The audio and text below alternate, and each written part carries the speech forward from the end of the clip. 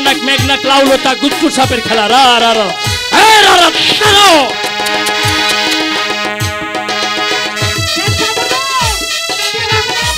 ওর বাবা ওই রা রা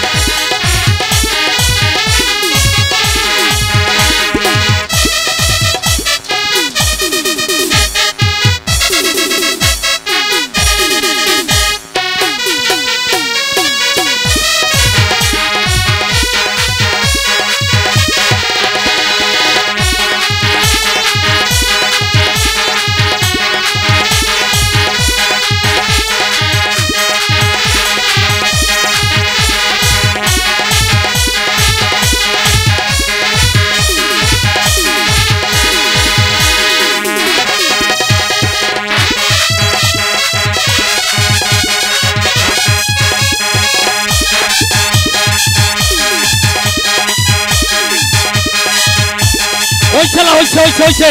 লওলা গাওয়ালে দাও গালা গাওয়ালে দাও হইছে হইছে ইস্টা মেরে সারা মঞ্চে জুহাইবো শর্ট করো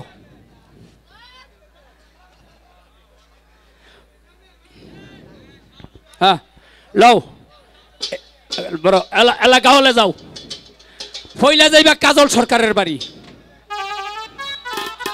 পরে যাইবা কমিশনারের বাড়ি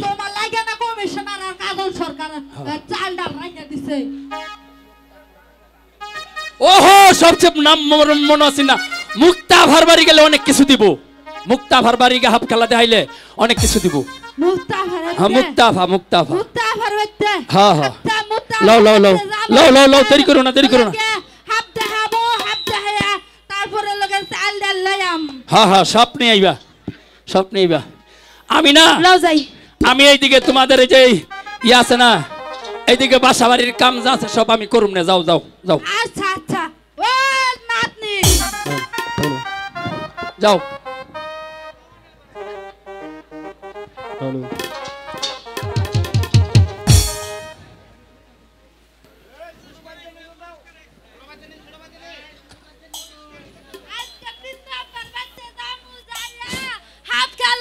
আসসালামু আলাইকুম সুধী দর্শক মণ্ডলী আসলে অপূর্ব একটা বিম্বাজনা হচ্ছে দাদি নাতিনের আমরা উপভোগ করলাম আসলে তারা এত সুন্দর অভিনয় করছে যে অভিনয় মুগ্ধ হয়ে গেছি আজকের এই অনুষ্ঠানের উদ্বোধক কাজল সরকার দাদি নাতিনের অভিনয় এবং